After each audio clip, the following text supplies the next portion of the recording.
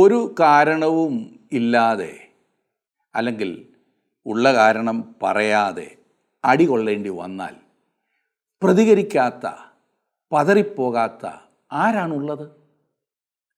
എന്നാൽ അടിക്കുന്നത് ആരാണെന്നറിയാമെങ്കിൽ അത് തീർച്ചയായും ആശ്വാസമാകുമില്ലേ? ചിന്തിക്കാം.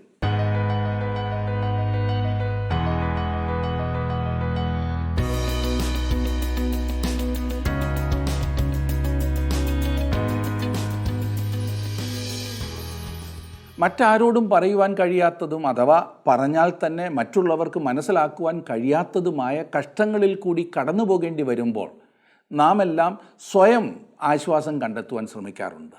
ആരോടെങ്കിലും പറഞ്ഞുകൊണ്ട് പ്രയോജനമില്ലല്ലോ. അങ്ങനെയുള്ള അവസരങ്ങളിൽ സാധാരണ നാം ചിന്തിക്കാറുള്ള അല്ലെങ്കിൽ പറയാറുള്ള ഒരു സംഗതി, ദൈവം അനുവദിക്കാതെ എനിക്കൊന്നും സംഭവിക്കില്ല, അതുകൊണ്ട് ഞാൻ ദൈവത്തിൽ ആശ്രയിക്കുന്നു എന്നത്രേ. താങ്കളും അങ്ങനെ ചെയ്തിട്ടുണ്ട് എന്നെനിക്കറിയാം. എന്തുകൊണ്ട് ഞാൻ കഷ്ടങ്ങളിലായി എന്ന് നമുക്ക് ഒട്ടും മനസ്സിലാകാത്തപ്പോൾ ദൈവത്തിൽ ആശ്രയിക്കണമെന്ന് ചിന്തിക്കുന്നത് ഒരു വലിയ പരീക്ഷയാകുന്നു, ഇല്ലേ? ഞാൻ ഈ കഷ്ടങ്ങളിലൂടെ പോകേണ്ടി വരുന്നതിൻ്റെ കാരണം അറിയാമെങ്കിൽ അത്രയ്ക്ക് ആശ്വാസമാകും. അല്ല എങ്കിൽ അത് കൂടുതൽ ബുദ്ധിമുട്ടായി അനുഭവപ്പെടും. ഇയ്യോബിൻ്റെ എല്ലാ പരീക്ഷകളെയും ഒന്ന് താരതമ്യം ചെയ്താൽ എനിക്ക് തോന്നുന്നു അവൻ്റെ സമ്പത്ത് പോയതിനേക്കാൾ, മക്കൾ മരിച്ചതിനേക്കാൾ, രോഗം വന്നതിനേക്കാൾ ഏറെ ബുദ്ധിമുട്ടുണ്ടാക്കുന്നതായിരുന്നു എന്തുകൊണ്ട് ഇതെല്ലാം തൻ്റെ ജീവിതത്തിൽ വന്നു എന്നതിനെക്കുറിച്ച് യാതൊരു എത്തും പിടിയും കിട്ടാത്ത അവൻ്റെ അവസ്ഥ. ദൈവം ഇയ്യോബിനോട് ഇപ്രകാരം പറഞ്ഞു എന്നിരിക്കട്ടെ: ഇയ്യോബേ, സാത്താൻ എൻ്റെ അടുത്ത് വന്ന് നിന്നെ പരീക്ഷിക്കണം എന്ന് പറഞ്ഞു. അവൻ എന്നെ പരമാവധി വെല്ലുവിളിച്ചു. ഇയ്യോബേ, എനിക്ക് നിന്നെ അറിയാവുന്നതിനാൽ ഞാൻ അവനെ അതിനനുവദിച്ചു. അവൻ നിന്നെ ശരിക്കും കഷ്ടപ്പെടുത്തുമെന്ന് എനിക്കറിയാം. എന്നാൽ നിനക്കറിയാമല്ലോ ഞാൻ നിന്നോട് കൂടെ ഉണ്ടെന്നും അവസാനം നിന്നെ സൗഖ്യമാക്കും എന്നും. മാത്രമല്ല, നിനക്ക് നഷ്ടപ്പെട്ടതൊക്കെ ഞാൻ ഇരട്ടിയായി തിരികെ തരികയും ചെയ്യും. ഇത് ഇങ്ങനെ ദൈവം പറഞ്ഞിരുന്നെങ്കിൽ എത്ര എളുപ്പമായിരുന്നു. എന്നാൽ ദൈവം കഷ്ടങ്ങൾ അനുവദിച്ചതിൻ്റെ ഉദ്ദേശം അങ്ങനെ വരുമ്പോൾ സാധിക്കില്ലല്ലോ. ഇവിടെ ദൈവം നമ്മെ കൂടുതൽ പ്രയോജനമുള്ളവർ ആക്കുന്നതിനായി അന്ധകാര നിബിഡമായ പാതകളിൽ കൂടി നടത്തും എന്ന് വന്നേക്കാം. അത് നമ്മെ ഉപദ്രവിക്കുകയല്ല, നമ്മെ നശിപ്പിക്കുകയല്ല, മറിച്ച് നമ്മെ ശക്തരാക്കുകയാണ്. എന്നാൽ ദൈവത്തിൻ്റെ നന്മയിൽ പൂർണ്ണമായി ആശ്രയിക്കുക പ്രയാസമായി തോന്നും. നമ്മുടെ പ്രശ്നത്തിൻ്റെ കാരണം ദൈവം തങ്ങൾക്ക് വെളിപ്പെടുത്തി എന്ന് പറഞ്ഞ് പല വെളിപ്പാടുകാരും നമ്മെ സമീപിച്ചു എന്ന് വന്നേക്കാം. ഓർക്കണം, ദൈവം വെളിപ്പെടുത്തുവാൻ ആഗ്രഹിക്കുന്നില്ല എന്ന് പറഞ്ഞ കാര്യം പിന്നെ ഇവർക്ക് എവിടുന്ന് കിട്ടിയെന്ന് നമുക്കറിയില്ല. അത് അങ്ങനെ വരുമ്പോൾ ദൈവം അവരോട് പറഞ്ഞതല്ല എന്ന് ഉറപ്പാക്കിക്കൂ.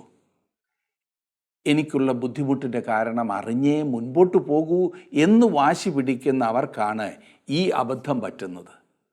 അവരുടെ അടുത്ത് ചില എലീഫസുമാരും ബിൽദാദുമാരും ഒക്കെ വരും. സൂക്ഷിക്കണം. ഇയ്യോബിൻ്റെ പുസ്തകം 32-ാം അധ്യായം വരെ നാം ചിന്തിച്ചു കഴിഞ്ഞു. ഇന്ന് 33-ാം അധ്യായം നാം പഠിക്കുവാൻ പോകുകയാണ്. വളരെ താല്പര്യജനകമായ പല ചിന്തകൾ ഉൾപ്പെടുന്ന ഒരു മനോഹരമായ ഭാഗമാണ് 33-ാം അധ്യായം. എടുത്താട്ടെ.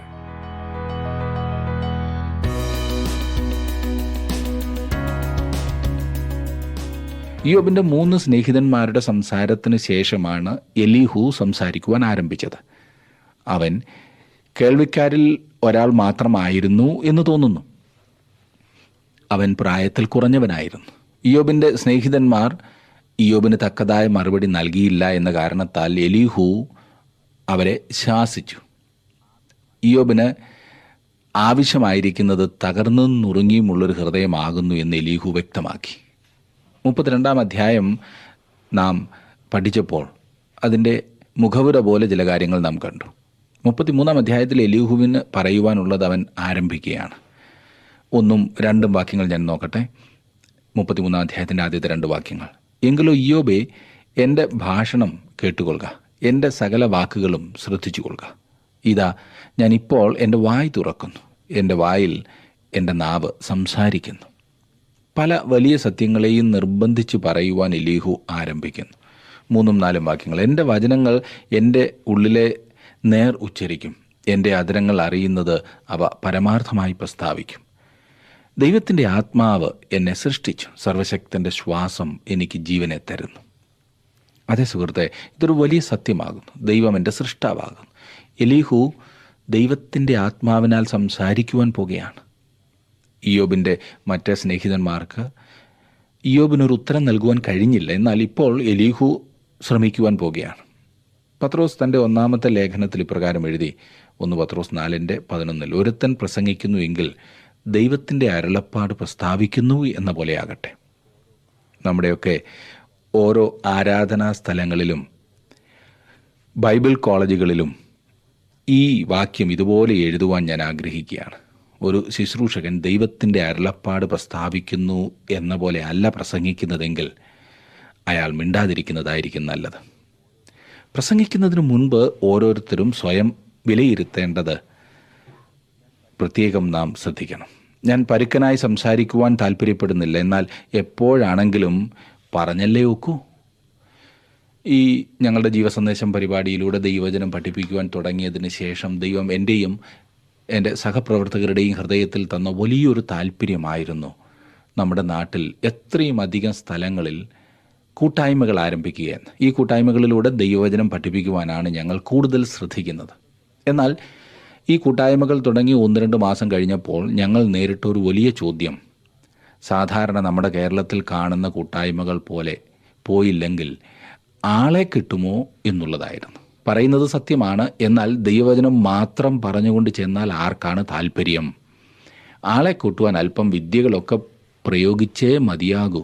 ചിലതൊക്കെ കണ്ണടച്ചു വിടണം, മറ്റു ചിലത് അല്പമൊന്ന് കൂട്ടിച്ചേർക്കണം. ഉള്ളിലെ ഈ വടംവലി ഭയങ്കരമായിരുന്നു. ദൈവാത്മാവിൻ്റെ ആലോചനയ്ക്ക് വിധേയപ്പെടാതെ ചില രംഗങ്ങളിൽ ആളുകളെ പ്രീതിപ്പെടുത്തുവാൻ ശ്രമിക്കുക. ആളെ കിട്ടും, ദൈവത്തെ കിട്ടില്ല. ദൈവത്തിൻ്റെ അരുളപ്പാട് മാത്രമാണ് പറയുന്നത് എന്നുറപ്പില്ലാത്തത് പറയാതിരിക്കുവാൻ തന്നെ ദൈവം ഞങ്ങൾക്ക് ശക്തി തരുന്നു.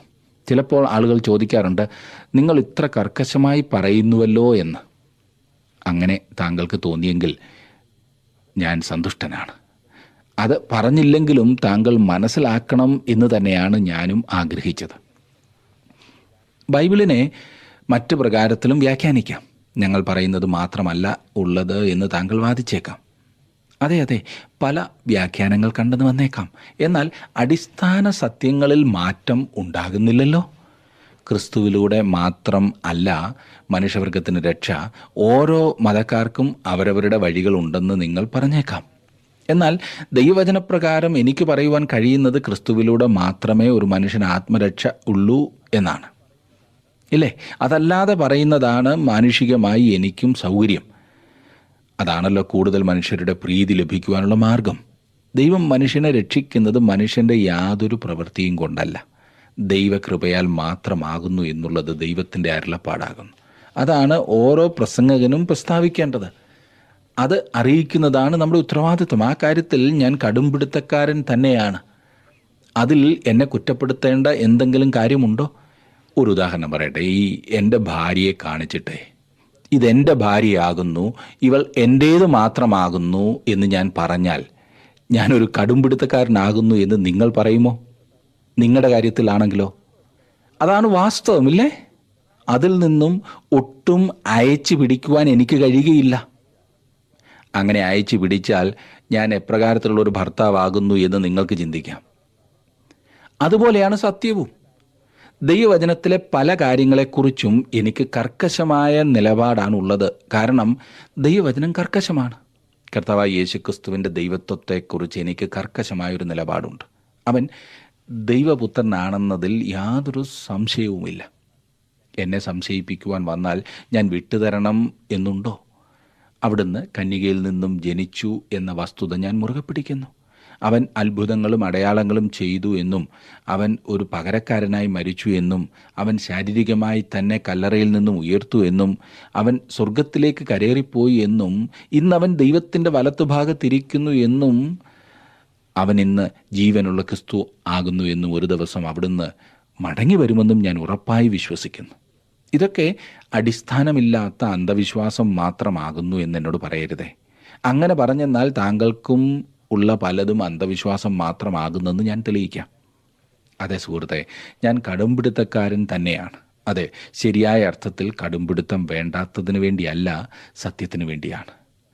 പത്രോസിനോട് ചേർന്ന് ഞാൻ പറയട്ടെ, ഒരുത്തൻ പ്രസംഗിക്കുന്നുവെങ്കിൽ അവൻ ദൈവത്തിൻ്റെ അരുളപ്പാടുകൾ പ്രസ്താവിക്കുന്നു എന്ന പോലെയാകട്ടെ. അജ്ഞതയെ മുറുകെ പിടിക്കുക എന്നൊന്നുണ്ട്.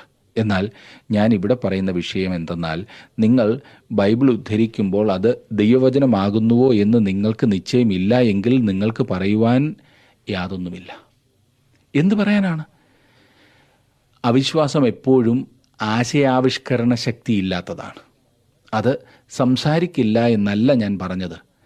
വളരെയേറെ സംസാരിച്ചെന്ന് വന്നേക്കാം. എന്നാൽ നാം വിശ്വസിക്കാത്തത് ആധികാരികമായി അറിയിക്കുവാൻ നമുക്ക് കഴിയുകയില്ല.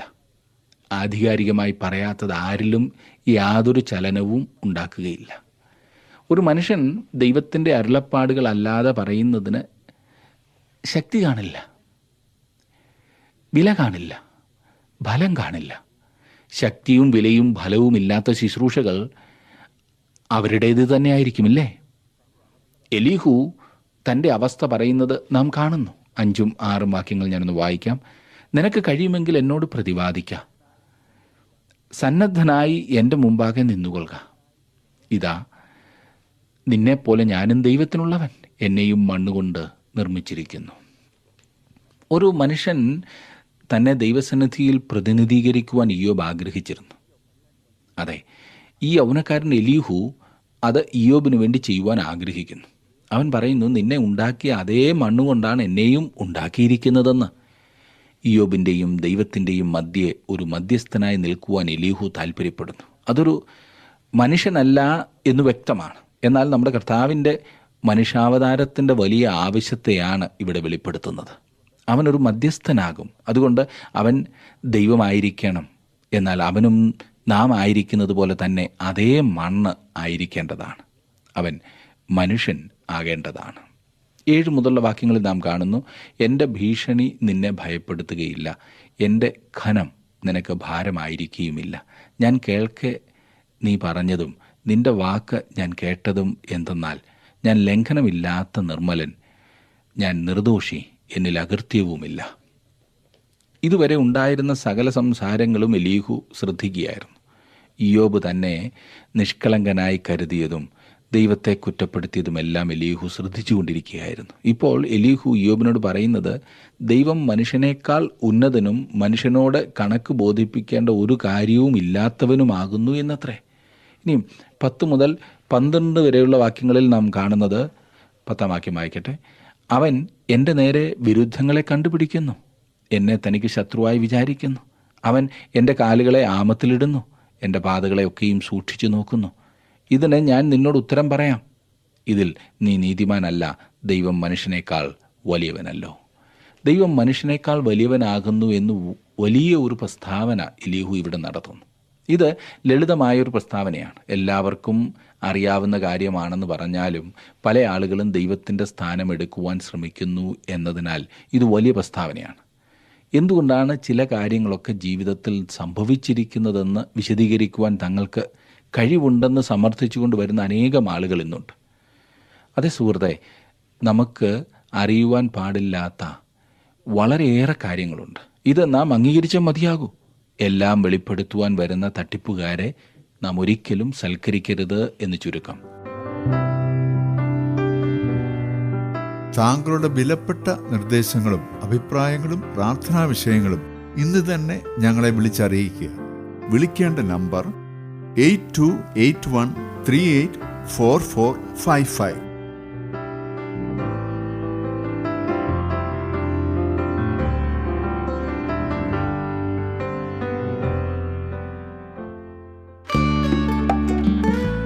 ഇന്നത്തെ പ്രോഗ്രാം താങ്കൾക്ക് ഇഷ്ടപ്പെട്ടുവോ? എങ്കിൽ ഉടൻ തന്നെ ഞങ്ങൾക്കൊരു മിസ് കോൾ തരിക. അടുത്ത വിജയി ഒരുപക്ഷെ താങ്കളായിരിക്കാം.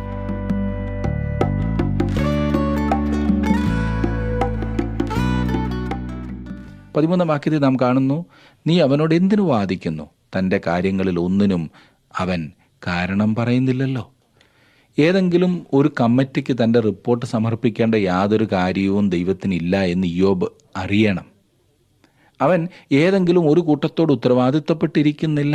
പൊതു അഭിപ്രായത്തിന് വിധേയനായിട്ടല്ല അവൻ കഴിയുന്നതും. അതെ, എന്നെ ശ്രദ്ധിക്കുന്ന പ്രിയ സുഹൃത്തെ, ദൈവം നിങ്ങളോടോ എന്നോടോ കണക്ക് ബോധിപ്പിക്കേണ്ട ഒരു സ്ഥാനത്തല്ല. നമുക്കൊരു റിപ്പോർട്ട് തരേണ്ട കാര്യം അവനില്ല. ചില ആളുകൾ പറയാറുണ്ട്, എന്തുകൊണ്ടാണ് എനിക്കിങ്ങനെ സംഭവിക്കുവാൻ ദൈവം ഇടയാക്കിയതെന്ന്.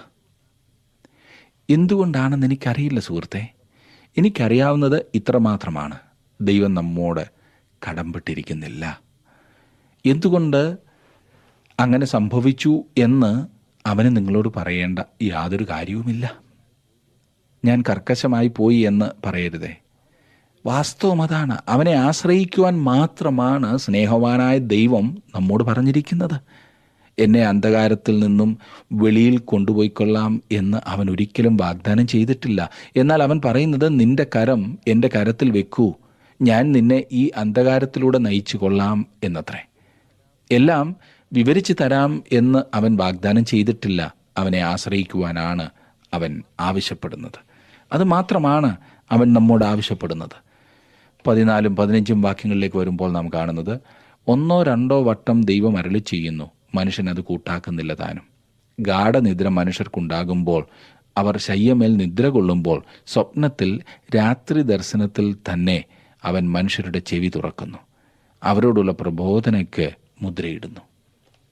പൂർത്തിയാക്കപ്പെട്ട ബൈബിൾ നമുക്കുള്ളതിനാൽ നാം ഇന്ന് ഏതെങ്കിലും സ്വപ്നത്തെ ആശ്രയിച്ച് മുൻപോട്ട് പോകരുത്. എന്നാൽ സുവിശേഷം ഇതുവരെ കടന്നു ചെന്നിട്ടില്ലാത്തിടത്ത്, ദൈവവചനം ലഭ്യമല്ലാത്ത ഇടങ്ങളിൽ ദൈവം ഈ വിധ കാര്യങ്ങൾ ഉപയോഗിച്ചെന്ന് വന്നേക്കാം. അത് ഞാൻ സമ്മതിക്കുന്നു. എന്നാൽ എല്ലായിടത്തും കാണുന്ന സ്വപ്നങ്ങളെല്ലാം ദൈവം കാണിക്കുന്നതാകുന്നു എന്ന് ചിന്തിക്കുന്നത് അബദ്ധമാണ്. 17 വാക്യത്തിലേക്ക് വരുമ്പോൾ കാണുന്നത്, മനുഷ്യനെ അവൻ്റെ ദുഷ്കർമ്മത്തിൽ നിന്ന് അകറ്റുവാനും പുരുഷനെ ഗർവത്തിൽ നിന്ന് രക്ഷിപ്പാനും തന്നെ. ഇയ്യോബിൻ്റെ പ്രശ്നം എന്തായിരുന്നെന്നാൽ, അവന് ഭയാനകമായ ഒരു രോഗമുണ്ടായിരുന്നു. പുറത്ത് കാണുന്നതായ ആ രോഗമായിരുന്നില്ല. ചൊറിയും ചിരങ്ങും ബാധിച്ച ആ അവസ്ഥയല്ല. പിന്നെയോ ആത്മാവിലെ അർബുദം, താഴ്മയില്ലായ്മ, അഹങ്കാരം. മനുഷ്യൻ്റെ താഴ്മയില്ലാത്ത ഹൃദയം, അത് എൻ്റെ സ്വന്തം ജീവിതത്തിലും ഞാൻ കാണുന്നു. താങ്കളുടെ ജീവിതത്തിൽ അത് കാണുന്നുണ്ടോ സുഹൃത്തെ? നാം എപ്രകാരമുള്ള വ്യക്തികളാകുന്നു എന്ന് മനസ്സിലാക്കുമ്പോൾ സ്വയം രട്ടെടുത്ത് പൊടിയിലും വെണ്ണീരിലും നാം എത്രമാത്രം ഉരുളേണ്ടവരാണ്. നമ്മുടെ യഥാർത്ഥ അവസ്ഥ കാണുവാൻ കഴിയുന്നില്ല എന്നതാണ് നമ്മുടെ പ്രധാന പരാജയം. എലീഹു ഇവിടെ പറയുന്നത്, ദൈവം ശിക്ഷണത്തിലൂടെ മനുഷ്യരെ പഠിപ്പിക്കുന്നു എന്നത്രേ. ഇയ്യോബിൻ്റെ തെറ്റായ ന്യായവാദം ലളിതമായ ഒരു സംഗതിയാകും. അവൻ ദൈവത്തിൻ്റെ സ്വഭാവം മനസ്സിലാക്കിയില്ല. അതുകൊണ്ട് അവനോട് ദൈവം ഇടപെട്ട വിധങ്ങളും അവൻ മനസ്സിലാക്കിയില്ല. എന്നാൽ ദൈവം ഇയ്യോബിനോട് ഇടപെടുകയായിരുന്നു. ദൈവം ആഗ്രഹിച്ചത് ഇയ്യോബിനെ ഗർവത്തിൽ നിന്ന് രക്ഷിപ്പാനത്രേ. ഇയ്യോബിൻ്റെ ജീവിതത്തിൽ നിന്നും ഗർവ് എടുത്തു കളയുവാൻ ദൈവം ആഗ്രഹിച്ചു. ഇയ്യോബ് ഒരു നല്ല മനുഷ്യനായിരുന്നു. അവൻ ഒരു വലിയ മനുഷ്യനായിരുന്നു. എന്നാൽ അവനും നിങ്ങളും ഞാനും ആകുന്നത് പോലെ ഒരു താണ പാപിയായിരുന്നു. നാം പാപികളായിരിക്കുന്നതിനാൽ ഗർവ് നമ്മുടെ ജീവിതത്തിലേക്ക് ഇഴഞ്ഞു കയറുന്നു. ഉദാഹരണത്തിന്, നമ്മെ വിമർശിക്കുന്നവരോട് നാം ദേഷ്യപ്പെടുന്നു, ഇല്ലേ? നമുക്കവരെ ഇഷ്ടമല്ല. ദൈവം നീതിമാന്മാരിൽ നിന്ന് തൻ്റെ കടാക്ഷം മാറ്റുന്നില്ല എന്ന് ഇയ്യോബ് 36:7 നാം വായിക്കുന്നു. നാം അവിടുത്തെ കരങ്ങളിലാണ്. നാം നിരന്തരം അവിടുത്തെ ദൃഷ്ടിക്ക് കീഴിലാകുന്നു. അവിടുത്തെ ആഴമേറിയ ആർദ്രതയുള്ള അനന്യമായ സ്നേഹത്തിന് അവൻ നമ്മെ യോഗ്യരാക്കിയിരിക്കുന്നു. എന്നാൽ നാം അവിടുത്തെ ജ്ഞാനമേറിയതും ധാർമ്മികവുമായ ഭരണത്തിന് കീഴിലുമാണ്. ചീത്തയായ വഴിതെറ്റിയൊരു കൂട്ടത്തെ തൻ്റെ മക്കളായി സൂക്ഷിക്കുവാൻ അവിടുന്ന് ആഗ്രഹിക്കുന്നില്ല.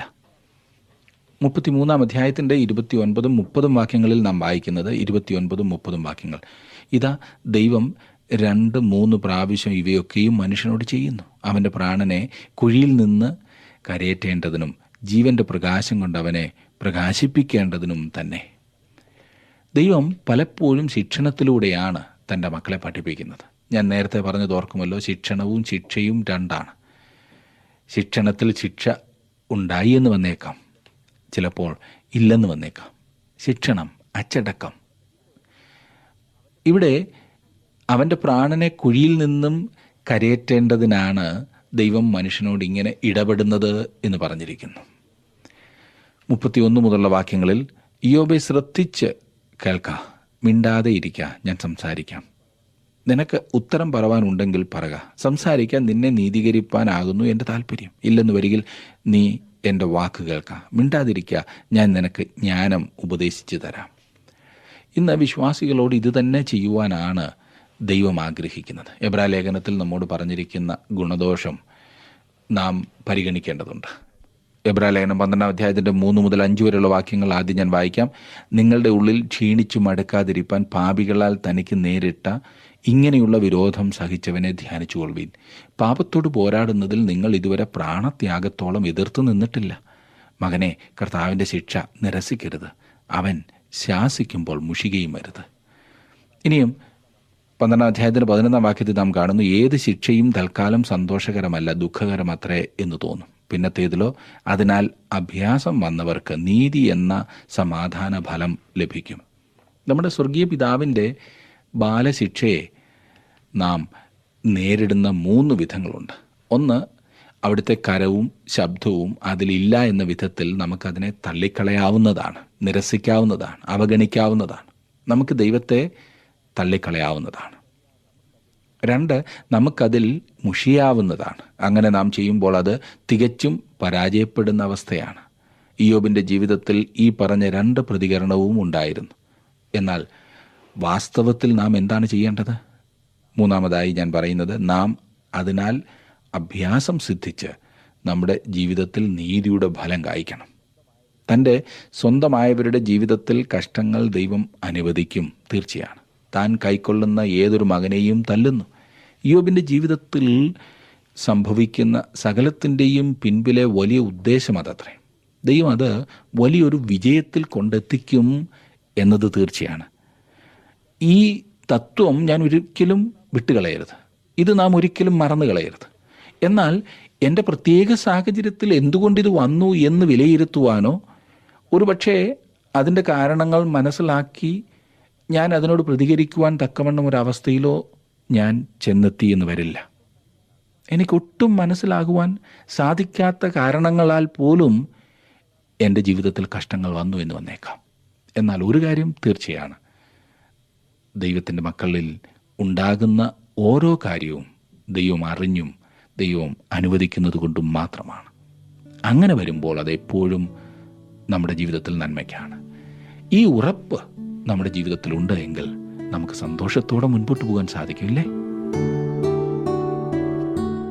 ദൈവം അനുവദിക്കുന്നതിനാലാകുന്നു കഷ്ടങ്ങൾ എന്ന ചിന്ത നമ്മെ ആശ്വസിപ്പിക്കും, നമ്മെ കൂടുതൽ ദൈവത്തെങ്കിലേക്ക് അടുപ്പിക്കും. ഇന്നത്തെ ഈ പഠനം നിങ്ങളുടെ ജീവിതത്തിൽ പ്രയോജനകരമായിരുന്നു എന്ന് ഞാൻ വിശ്വസിക്കട്ടെ. ദൈവം നിങ്ങളെ സമൃദ്ധിയായി അനുഗ്രഹിക്കേണ്ടതിന് വേണ്ടി ഞാനും പ്രാർത്ഥിക്കുന്നു. നമുക്ക് പ്രാർത്ഥിക്കാം. കർത്താവേ, നിൻ്റെ വചനം ഞങ്ങൾക്ക് ഐശ്വര്യമായി നൽകിത്തരുന്നതോർത്തു സ്തോത്രം. ഞങ്ങളുടെ ജീവിതത്തിലെ ഏതൊരു സാഹചര്യത്തിലും കൂടെയിരിക്കുന്ന ദൈവത്തെ അറിയുവാനും ആ ദൈവത്തെ അനുസരിപ്പാനും ആ ദൈവത്തിൽ ആശ്വസിക്കുവാനും ഒക്കെ തരുന്ന അവസരങ്ങൾക്കായി സ്തോത്രം. ഇന്ന് ഈ വചനം കേട്ട നിൻ്റെ കുഞ്ഞുങ്ങളെ നീ അനുഗ്രഹിക്കണമേ. കുടുംബങ്ങളായി, വ്യക്തികളായി നിൻ്റെ കൃപയിൽ സൂക്ഷിക്കണമേ. യേശുക്രിസ്തുവിൻ്റെ നാമത്തിൽ തന്നെ ആമേൻ. ദൈവം നിങ്ങളോടുകൂടെ ഇരിക്കട്ടെ.